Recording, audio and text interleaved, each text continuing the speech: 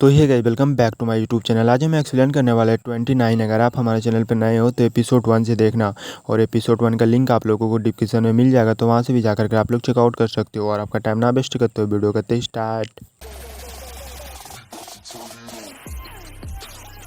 तो एपिसोड के शुरुआत में हम लोग देखते हैं कि वो बंदी जो है वहाँ पर धुआं कर रही होती है, और फिर वो जियो के कमरे में चली जाती है एकदम स्लो मोशन में, आप लोग देख सकते हो।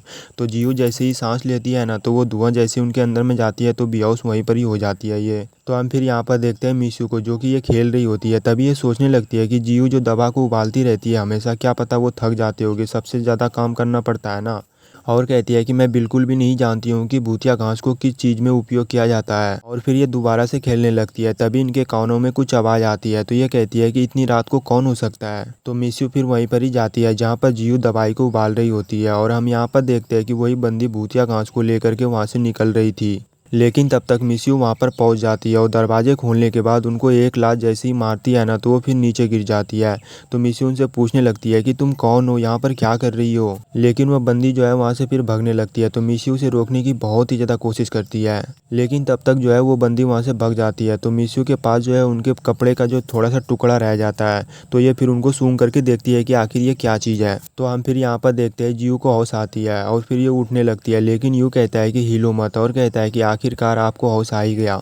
तो जियो कहती है कि भूतिया घास कहाँ पर है, क्या अभी भी भूतिया घास यहीं पर है। तो मिस्यू कहती है कि भूतिया घास को घुसपैठियों ने चोरी कर लिया, और कहती है कि इसी बर्तन में जितना सा बचा हुआ है ना, उतना ही हमारे पास सिर्फ भूतिया घास बचा हुआ है। तो जियो कहती है कि इतना सा काफ़ी है। तो यूकॉन कहता है कि आखिरकार वो बंदी कौन थी, और फिर यूकॉन से कहता है कि केवल हम ही जानते थे कि हमें भूतिया घास मिली है या नहीं। तो यूकॉन फिर मिस्यू से पूछता है कि आपको याद है कि घुसपैठियों की चेहरा कैसी थी। तो मिस्यू कहती है कि मुझे याद है कि उसकी कद जो है मेरे ही इतना थी, और वह बहुत ही ज़्यादा मोटी भी थी, और उतना पतली भी नहीं थी वो। तो उधर से यू कहता है कि तुम्हारा मतलब है कि वो एक महिला थी, और कहता है क्या पता वो लियू तो नहीं थी।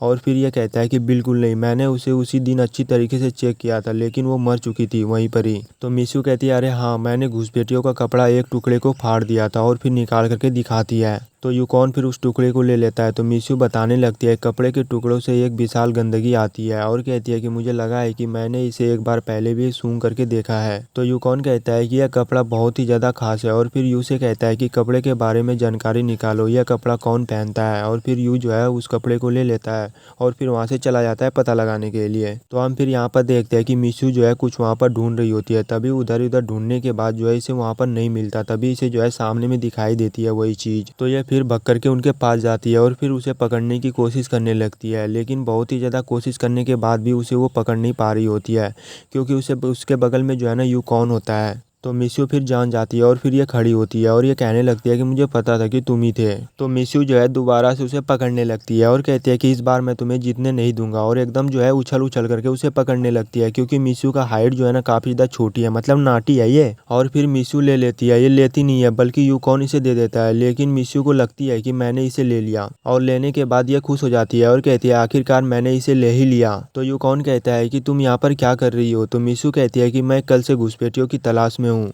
और कहती है कि सच में मुझे गंध आ रही थी, और वह गंध लगता है कि एक पौधे का है। तो यूकॉन कहता है कि दखल देना बंद करो तुम इसमें। तो मिस्यू कहती है कि मैं सिर्फ आपकी मदद करना चाहती हूँ। तो यूकॉन कहता है कि यह मैं खुद ही कर लूंगा, तुम्हें करने की जरूरत नहीं है। तो मिस्यू कहती है कि मुझे पता है कि आपको टेंशन हो रही है कि मैं परेशानी खड़ी करूंगी, लेकिन आप चिंता मत करो, मैं कोई भी परेशानी खड़ी नहीं करूंगी, और ना ही मैं आपको परेशान करूंगी। तो यूकॉन कहता है कि मुझे चिंता नहीं है कि आप परेशानी पैदा करती हो, और कहता है कि इसमें शामिल मत हो, और अच्छे बनो और अच्छे से रहो। और फिर यूकॉन वहाँ से चला जाता है ये बोल करके।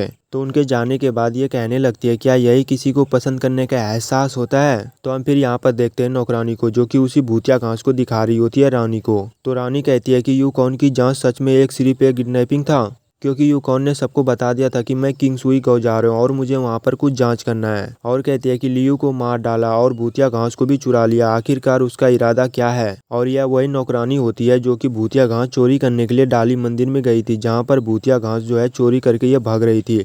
लेकिन मिस्यू ने इसे पकड़ लिया था, लेकिन फिर भी ये वहाँ से भाग जाती है। तो ये नौकरानी कहती है कि मैं इस बार डाली मंदिर में जैसे ही गया ना, तो मुझे वहाँ पर कुछ अजीब लगा, और बताती है कि उस डाली मंदिर में जो अधिकारी है मिस्यू, उन्होंने मुझ पर जादू कर दिया जब हम लोग लड़ रहे थे। और फिर उसे एक पर्ची निकाल करके देती है रानी को और बताती है कि वह बहुत ही ज़्यादा शक्तिशाली है और उन्होंने मेरे ऊपर जादू का उपयोग भी किया था। तो उस पर्ची को जैसे ही रानी खोलती है ना, तो उसमें एक बिल्ली का छाप बना हुआ होता है और हमें जो है पीछे का सीन दिखाया जाता है। तो हम फिर यहाँ पर देखते हैं दोनों बहनों की, जो कि ये रानी की छोटी बहन होती है। तो रानी जो है उस पर्ची को जलाने की पूरी कोशिश कर रही होती है, लेकिन इनसे पर्ची नहीं जलती है और छोटी बहन जो होती है वो एक झटके में जला देती है। तो रानी कहने लगती है कि आप इसे इतना तेजी से कैसे जला सकते हो, मैंने तो 100 दफ़ा कोशिश किया लेकिन फिर भी मुझसे नहीं जला। तो छोटी बहन कहती है अच्छा दीदी, और कहती है कि आपको इस पे ध्यान लगाना होगा, मास्टर ने एक बार कहा था कि तुम बहुत ही ज़्यादा सोचती हो। तो रानी कहती है कि इसकी वजह से नहीं, मेरे पास बस इसे करने की शक्ति नहीं है। और फिर छोटी बहन से कहती है क्या मैं यंग मास्टर की तरह शक्ति नहीं सीख सकती, क्योंकि यंग मास्टर जो है बहुत ही ज़्यादा शक्तिशाली है, हर कोई उनको जैसा बनना चाहता है। हालांकि अभी तक हम लोगों ने नहीं देखा है, शायद हम लोगों को लास्ट में देखने के लिए मिलेगा, या हो सकता है कि वो मर गया हो। तो छोटी बहन कहती है नहीं दीदी, आप नहीं कर सकते, हमारे सम्राट ने कहा था कि हम यंग मास्टर की शक्ति का अभ्यास अपने लिए नहीं बल्कि अपने सम्राट की मदद करने के लिए सीख सकते हैं। तो रानी कहती है कि मैं बस उनसे शादी करना चाहती हूँ और मैं महारानी बनना चाहती हूँ। और कहती है कि मैंने सुना है कि नया सम्राट बहुत ही ज़्यादा खूबसूरत भी है।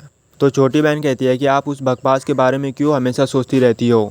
और हमें फिर से वही सीन दिखाया जाता है। तो रानी कहती है छोटी बहन, इस लड़की की यान शक्ति बल्कि हमारी तरह वो कौन है, मतलब ये लोग जौन सा पहले अभ्यास ये लोग करते थे ना पहले, वही वाला जादू जो है मिस्यू को भी आता है। मतलब जौन सा जादू इन लोगों ने सीख रखा है वही सा जादू मिस्यू की भी आता है।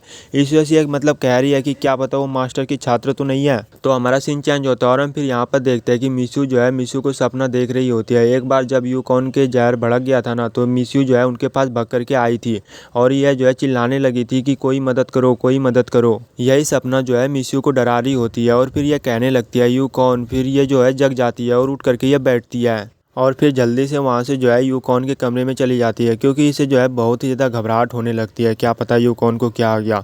और ये भग करके फिर यूकॉन के पास जाती है। तो यूकॉन कहता है कि तुम यहाँ पर क्या कर रही हो। तो मिस्यू फिर उसे गले लगा लेती है और कहती है कि मुझे बस एक बुरा सपना आया था, और बताती है कि मैंने सपने में देखा कि आपकी जहर फिर से हरकत में आ गई है और यह रात की बात है कि आप अभी तक ठीक है। तो यूकॉन कहता है कि मैं सच में ठीक हूँ। तो मिस्यू फिर उसे की आंखों में देखने लगती है और कहती है कि आपकी आंखें इतनी ज़्यादा लाल क्यों हैं। तो यूकॉन फिर उनके हाथ को हटा देता है और फिर अपने धड़कन के ऊपर में रखता है और उसे कहता है कि मुझे तुमसे ज़्यादा डर लगता है। तो मिस्यू फिर उसे गले लगा लेती है और कहती है कि मैं तुम्हारी खुशी की कीमत बिल्ली हूँ। और कहती है यूकॉन, क्या आज रात मैं यहाँ पर रह सकती हूँ। अगर आप लोग जो है गौर से देखोगे यूकॉन की आंखों में, तो यूकॉन का जो है बिल्कुल ही आंख जो है लाल हो गया है और यूकॉन का जहर जो है एकदम भड़क गया है वहाँ पर। और यूकॉन को काफ़ी दर्द भी होने लगता है। उस दर्द को मैं आप लोगों को नहीं बता सकता, अगर आप लोग खुद ही सोचो, महसूस कर लो कि आप लोग जब आपके चेहरे के ऊपर में कीड़ा बुलेगा तो आपको कितना ज़्यादा दर्द होगा। तो यूकॉन जो है अपना सारे दर्द को छुपा करके मिस्यू से कहता है कि अब तुम्हें अपने कमरे में वापस जाना चाहिए। और मिस्यू को वहाँ से कैसे भी करके ये निकाल देता है और फिर ये दरवाजे को जल्दी से बंद करता है। और उनके जाने के बाद यूकॉन को बहुत ही ज़्यादा तड़प होने लगता है, मतलब दर्द होने लगता है। और हमारा एपिसोड जो है यहीं पर ही ख़त्म हो जाता है। आगे का भी एपिसोड देखने के लिए आप हमारे चैनल को सब्सक्राइब करके रख सकते हो और पूरा वीडियो देखने के लिए दिल से लव यू ऑल।